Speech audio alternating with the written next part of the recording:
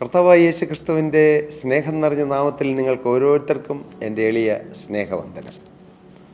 അസാധ്യങ്ങളെ സാധ്യമാക്കുന്ന ജീവുള്ള ദൈവം. മനുഷ്യർക്ക് അസാധ്യമെങ്കിലും ദൈവത്തിന് സകലവും സാധ്യം. സകലവും എന്ന കാര്യം അത് നാം അടിവരയിടണം. ഒരിക്കൽ ഒരു പ്രസംഗം പറഞ്ഞുകൊണ്ടിരുന്നപ്പോൾ ഞാൻ ഇപ്രകാരം കേട്ടു. ഒരു ദൈവദാസൻ പറഞ്ഞു, ദൈവത്തിന് സകലവും സാധ്യം. അദ്ദേഹം വീണ്ടും പറഞ്ഞു, ശകലവുമല്ല സകലവുമെന്ന്. അതേ പ്രിയപ്പെട്ടവരെ, സകലവും ചെയ്യാൻ ദൈവത്തിന് കഴിയും. ഇന്ന് ഈ വാക്കുകളെ കേൾക്കുന്ന നിങ്ങളുടെ ജീവിതത്തിൽ ഏതസാധ്യമായ കാര്യമാണോ നിങ്ങളുടെ മുമ്പിൽ തല ഉയർത്തി നിൽക്കുന്നത്, അതിനെ സാധ്യമാക്കി തരാൻ ജീവനുള്ള ദൈവത്തിന് കഴിയും. ഒരുപക്ഷെ സാഹചര്യം നോക്കിയാൽ സാധ്യമാണെന്ന് നമുക്ക് ചിന്തിക്കാൻ പറ്റുകയില്ല. പക്ഷേ ദൈവത്തിന് ഒരു കാര്യവും അസാധ്യമല്ല. അന്ന് ഇസ്രായേലിൽ ഭരിച്ചിരുന്നത് ആഹാബ് രാജാവായിരുന്നു. ആഹാബ് രാജാവ് ഭരിക്കുന്ന കാലം ആഹാബിൻ്റെ ഭാര്യ ഈസബേൽ, അവർ രണ്ടും ഇസ്രായേലിനെ ഭരിച്ച് മുടിപ്പിച്ച് ബാൽ വിഗ്രഹങ്ങളെയും അശേര പ്രതിഷ്ഠകളെയും സേവിക്കുവാൻ ജനത്തെ അങ്ങനെ നയിച്ചുകൊണ്ടിരിക്കുന്ന ഒരു കാലം, ദുഷ്പ്രവൃത്തികളിലേക്ക് നയിച്ചുകൊണ്ടിരിക്കുന്ന കാലഘട്ടം. ആഹാബ് തൻ്റെ പിതാക്കന്മാരെ പോലെ ദൈവത്തിൻ്റെ വഴിയിലൂടെ നടന്നില്ല. ആഹാബിനെക്കുറിച്ച് എഴുതിയിരിക്കുന്നത്, ആഹാബ് തൻ്റെ പിതാക്കന്മാരെക്കാൾ അധികമായി യഹോവയ്ക്ക് അനിഷ്ടമായുള്ളത് ചെയ്തു എന്നാണ്. ഒരു രാജാവിനെക്കുറിച്ച് ദൈവം പറഞ്ഞിരിക്കുന്നു, വലിയ അധികാരം കിട്ടി, വലിയ ഉന്നത പദവി കിട്ടി, പക്ഷേ ദൈവത്തെ ദുഃഖിപ്പിച്ചു. ഈ വാക്കുകളെ കേൾക്കുന്ന നിങ്ങളോട് പറയട്ടെ, ഒരുപക്ഷെ നിങ്ങൾ ചിലർക്ക് ചില അധികാരങ്ങൾ, ഒരുപക്ഷെ നിങ്ങളുടെ ജോലിയിലായിരിക്കാം ചില അധികാരങ്ങൾ ലഭിച്ചിട്ടുണ്ടാകാം. പല തലങ്ങളിൽ, ആത്മീയമായ അല്ലെങ്കിൽ ഭൗതികമായ രംഗങ്ങളിൽ പല പല അധികാര സ്ഥാനങ്ങളിൽ ഇരിക്കുന്നവരായിരിക്കാം ഇന്ന് ഈ വാക്കുകളെ കേൾക്കുന്നത്. നിങ്ങൾക്ക് ലഭിക്കുന്ന അധികാരം നിങ്ങൾ ദൈവത്തെ പ്രസാദിപ്പിക്കുവാനോ അതോ ദൈവത്തെ ദുഃഖിപ്പിക്കുവാനോ ദൈവത്തെ കോപിപ്പിക്കുവാനാണോ നിങ്ങൾ ഉപയോഗിക്കുന്നത്? ഒന്ന് ചിന്തിക്കുന്നത് നന്നായിരിക്കും. എൻ്റെ പ്രിയപ്പെട്ടവരെ, ഈ അധികാരമെല്ലാം താൽക്കാലികമുള്ളതാണ്. അതെല്ലാം പോകാൻ അധികം സമയം വേണ്ട. പക്ഷേ നമുക്ക് ലഭിക്കുന്നതായ, ദൈവം തരുന്നതായ ആ നല്ല പദവികൾ നന്മയ്ക്ക് വേണ്ടി ഉപയോഗിക്കണം. ഏതാണ്ട് 39 വർഷമായി ഞാൻ എൻ്റെ പ്രിയ സഹോദരൻ്റെ സ്ഥാപനത്തിൽ കുറേയേറെ വർഷങ്ങൾ ഒരു ഡയറക്ടറായി, പിന്നീട് ഇപ്പോൾ ചീഫ് മാർക്കറ്റിംഗ് അഡ്വൈസറായി ഞാൻ അവിടെ വർക്ക് ചെയ്യുകയാണ്.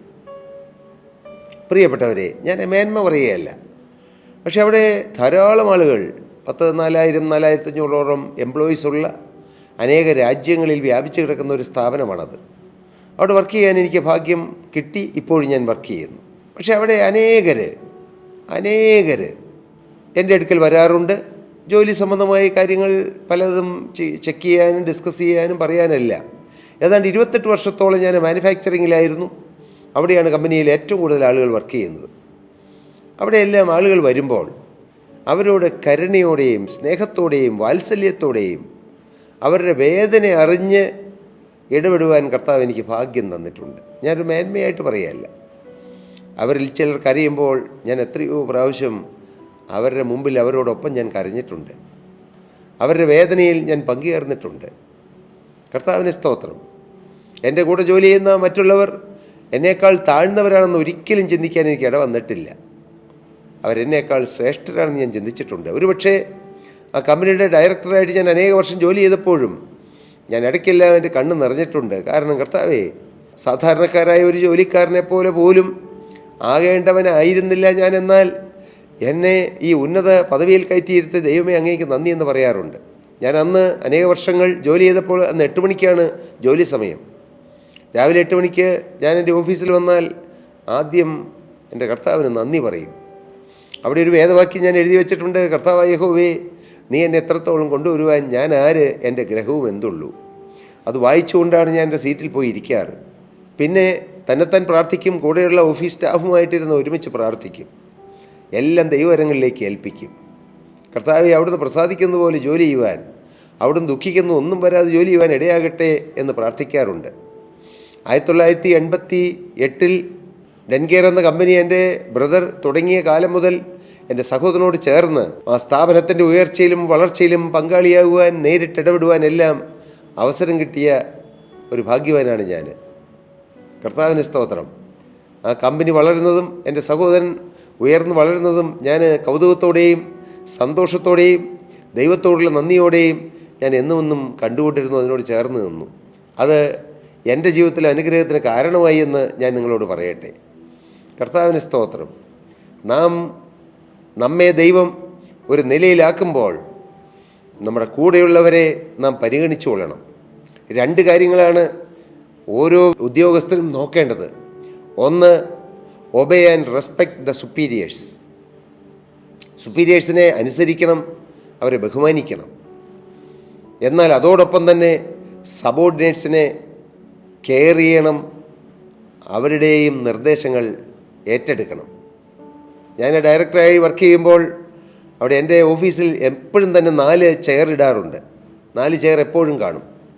കാരണം എന്നോടൊപ്പം ജോലി ചെയ്യുന്ന 4 ജനറൽ മാനേജേഴ്സ് എൻ്റെ കൂടെ ഉണ്ടായിരുന്നു. ഏത് കാര്യം വന്നാലും ഞാൻ സാധാരണ തന്നെത്താൻ തീരുമാനമെടുക്കാറില്ല. ഈ 4 പേരെയും കൂട്ടിയിരുത്തി ഒരുമിച്ച് തീരുമാനമെടുത്ത് മറ്റുള്ളവർക്കും ഏറ്റവും അനുയോജ്യമായ ചില തീരുമാനങ്ങൾ എടുത്താണ് ആ കാലഘട്ടങ്ങളിൽ എനിക്ക് കിട്ടിയ ഔദ്യോഗിക പദവി ഉപയോഗിക്കാൻ എനിക്കിടയായത്. വീഴ്ചകളോ താഴ്ചകളോ ബലഹീനതകളോ വന്നിട്ടില്ലെന്നൊന്നും ഞാൻ അവകാശപ്പെടുകയില്ല. പക്ഷേ എനിക്ക് നല്ല ചാരിതാർത്ഥ്യവും സന്തോഷവും സംതൃപ്തിയുമുണ്ട് എൻ്റെ ജോലിയിൽ. ഒരു 10 പൈസ സ്ഥാപനത്തിൽ നഷ്ടപ്പെടുക എന്നുള്ളത് എൻ്റെ ഹൃദയം വേദനിക്കുമായിരുന്നു. ഒരു പേപ്പറിൻ്റെ കഷ്ണം പോലും നഷ്ടപ്പെടാൻ ഞാൻ നേരിട്ട് അനുവദിച്ചിരുന്നില്ല. അവിടെ ആവശ്യമില്ലാത്ത ഒരു ലൈറ്റെങ്കിലും കത്തിക്കിടന്നാൽ ഞാൻ അപ്പോൾ തന്നെ അത് പറയുകയോ ഞാൻ നേരിട്ട് ചെന്ന് ഓഫ് ചെയ്യുകയോ ചെയ്യുമാറുണ്ട്. എൻ്റെ കുറേ നന്മകൾ പറയാനല്ല ഞാനിതൊന്നും പറഞ്ഞത്. ആ സ്ഥാപനം ഏതാണ്ട് 3-3.5 ലക്ഷം സ്ക്വയർ ഫീറ്റ് വ്യാപിച്ച് കിടക്കുന്ന ആ സ്ഥാപനത്തിൽ ഞാൻ നടക്കുമ്പോൾ അവിടെ എങ്ങാൽ ഒരു തരി പൊടി കിടന്നാൽ, ഒരു ചെറിയ പേപ്പറിൻ്റെ കഷ്ണം കിടന്നാൽ അത് കുനിഞ്ഞ് വേസ്റ്റ് ബിന്നിൽ ഇട്ടിട്ടേ ഞാൻ പോകാറുള്ളൂ. പ്രിയപ്പെട്ടവരെ, ഇതൊന്നും നന്മയായിട്ട് പറയുകയല്ല, പക്ഷേ എനിക്ക് സംതൃപ്തിയുണ്ട്. കർത്താവ് എന്നെ അങ്ങനെയെല്ലാം നടത്തിയതുകൊണ്ട് എനിക്ക് സന്തോഷമുണ്ട്. വളരെ വിശ്വസ്തയോടെ അവിടെ കഴിഞ്ഞ വർഷക്കാലമെല്ലാം ജോലി ചെയ്യാൻ കർത്താവ് എനിക്ക് ഭാഗ്യം തന്നു. ആ കമ്പനിയിൽ സമയം നോക്കിയല്ല, എത്ര സമയം വേണമെങ്കിലും വാച്ച് നോക്കിയിട്ടല്ല, അവിടുത്തെ കാര്യം നടക്കണം, കാര്യത്തിനകത്ത് ഒന്നും വീഴ്ച വരരുതെന്നോർത്ത് രാവും പകലും ജോലി ചെയ്യുവാൻ, പലതും സ്വന്തം കാര്യങ്ങളും സ്വന്തം സുഖങ്ങളും വേണ്ട എന്ന് വെച്ച് ജോലി ചെയ്യുവാൻ കർത്താവ് എനിക്ക് അവസരം തന്നു. ഒന്നും നഷ്ടമായില്ല. എനിക്കും ആ സ്ഥാപനത്തിൻ്റെ ഉയർച്ചയോടുകൂടെ ഉയരാൻ കർത്താവ് അവസരം തന്നു, ഭാഗ്യം തന്നു. എൻ്റെ പ്രിയ ഭാര്യയും അവിടെ ജോലി ചെയ്യുന്നു. ഞങ്ങൾ ഒരുമിച്ച് കർത്താവിനെ സ്നേഹിച്ചുകൊണ്ടും കർത്താവിൻ്റെ വേല ചെയ്തുകൊണ്ടും ഞങ്ങൾ ആ ജോലിയിൽ വിശ്വസ്തരായി നിൽക്കുന്നു. പ്രിയപ്പെട്ടവരെ, ഞാൻ പറഞ്ഞു വന്നത്, നമ്മെ ഏതെങ്കിലും ഒരു സ്ഥാനത്താക്കുമ്പോൾ നാം ദൈവത്തെ മറന്ന് ഒന്നും ചെയ്യരുത്, ദൈവത്തിനെതിരായി ചെയ്യരുത്. ദൈവം ദുഃഖിക്കുന്ന ഒന്നും നമ്മുടെ ജീവിതത്തിൽ വരരുതെന്ന് നാം നിശ്ചയിക്കണം. ആഹാബിന് ആ ഇസ്രായേൽ ജനത്തെ ഭരിക്കുവാനുള്ള ഭാഗ്യം കിട്ടിയെങ്കിലും ഏതാണ്ട് ഞാൻ വായിച്ചത് 22 സംവത്സരം ഇസ്രായേൽ ജനത്തെ ഭരിക്കുവാനുള്ള അധികാരം ആഹാബിന് കിട്ടിയെങ്കിലും ആഹാബ് ദുർനടപ്പുകാരനായി ജീവിച്ചു. ഇവിടെ വായിക്കുന്നത് 1 രാജാക്കന്മാരുടെ പുസ്തകം 16-ാം അധ്യായം 30-ാമത്തെ വാക്യം വായിക്കുമ്പോൾ, ഒമ്രിയുടെ മകനായ ആഹാബ് തനിക്ക് മുമ്പുണ്ടായിരുന്ന എല്ലാവരേക്കാളും അധികം യഹോവയ്ക്ക് അനിഷ്ടമായുള്ളത് ചെയ്തു. നെബാത്തിൻ്റെ മകനായ യൊരോബെയാമിൻ്റെ പാപങ്ങളിൽ നടക്കുന്നത് പോരാ എന്ന് തോന്നുമാറ് അവൻ സീദോന്യ രാജാവായ യദ്ബാലിൻ്റെ മകളായ ഈസബേലിനെ ഭാര്യയായി പരിഗ്രഹിക്കുകയും ബാലിനെ ചെന്ന് സേവിച്ച് നമസ്കരിക്കുകയും ചെയ്തു. താൻ ശമരിയിൽ പണിത ബാലിൻ്റെ ക്ഷേത്രത്തിൽ അവൻ ബാലിന് ഒരു ബലിപീഠമുണ്ടാക്കി, ആഹാബ് ഒരു അശേര പ്രതിഷ്ഠയും ഉണ്ടാക്കി. അങ്ങനെ ആഹാബ് ഇസ്രായേലിൻ്റെ ദൈവമായ യഹോവയെ കോപിപ്പിക്കത്തക്കവണ്ണം തനിക്ക് മുമ്പുണ്ടായിരുന്ന എല്ലാ ഇസ്രായേൽ രാജാക്കന്മാരെക്കാളും അധികം ദോഷം പ്രവർത്തിച്ചു. മാറ്റമില്ലാത്ത ദൈവത്തിൻ്റെ ഒരു വ്യക്തിയെക്കുറിച്ച് എഴുതിയിരിക്കുന്നു. അതിഭയാനകമാണത്. പ്രിയപ്പെട്ടവരെ, നാം ദൈവത്തെ പ്രസാദിപ്പിച്ച് നിൽക്കണം. ഞാൻ ഇത് ഒരു വലിയൊരു സത്യത്തിലേക്ക് വിരൽ ചൂണ്ടാൻ പറഞ്ഞത് ഒരു തിരുവചനത്തിലേക്ക് വരാനുള്ള ഒരു ആമുഖമായി പറഞ്ഞതാണ്. എന്നാൽ അതിൻ്റെ മധ്യത്തിൽ ഒരു വ്യക്തി ദൈവത്തെ പ്രസാദിപ്പിച്ച ഒരു വെല്ലുവിളിയായി നിന്നു. ആരാണത്? തിസ്ബിയിലെ കുഗ്രാമത്തിൽ വന്ന തിസ്ബ്യനായ ഏലിയാവ്, ഗിലെയാദിലെ തിസ്ബിയിൽ നിന്നുള്ള ഏലിയാവ്. ആ ഏലിയാവ് ആഹാബിനോട് പറയുകയാണ്, ആഹാബിൻ്റെ കൊട്ടാരത്തിൽ നിന്ന് ധൈര്യത്തോട് പറയുകയാണ്, ഞാൻ സേവിച്ച് നിൽക്കുന്ന ഇസ്രായേൽ ദൈവമായ യഹോവയാണ്, ഞാൻ പറഞ്ഞല്ലാതെ ഈ ആണ്ടുകളിൽ മഞ്ഞും മഴയും ഉണ്ടാകുകയില്ല എന്ന് ഒരു മനുഷ്യൻ പറയുകയാണ്, ഒരു ദൈവപുരുഷൻ പറയുകയാണ്. ആഹാബ് രാജാവ് രാജ്യം വാഴുന്നുവെങ്കിലും അന്നത്തെ ആത്മീക മണ്ഡലം വാഴുന്നത് ഏലിയാവാണ്. ഹല്ലേലൂയ. പ്രിയപ്പെട്ടവരെ, ഭൗതികമായി നമുക്ക് ചില വാഴ്ചകളോ അധികാരങ്ങളോ കിട്ടിയില്ലെങ്കിലും പ്രിയ ദൈവവേദലേ, ആത്മീക മണ്ഡലത്തിൽ നിൻ്റെ വാക്കുകൾക്ക് വിലയുണ്ടെന്ന് നീ അറിഞ്ഞുകൊള്ളുക. ആത്മീയ മണ്ഡലത്തിൽ നീ ഒരു വാക്ക് പറഞ്ഞാൽ അത് അങ്ങനെ തന്നെ ദൈവം നിവർത്തിക്കും. ഒരു രാജാവിനേക്കാൾ ഒരു ശക്തിയുണ്ട് ഒരു ദൈവത്തിൻ്റെ വാക്കിന്.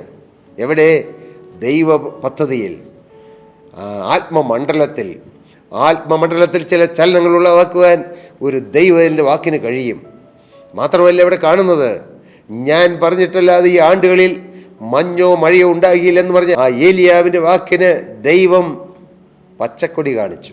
3 ആണ്ടും 6 മാസവും 3.5 വർഷം മഞ്ഞോ മഴയോ പെയ്തില്ല. ആ ദേശത്ത് വലിയ കഠിന ക്ഷാമം വന്നു. എൻ്റെ പ്രിയപ്പെട്ടവരെ, ഞാനിത് എന്താണ് പറയണമെന്നറിയാമോ?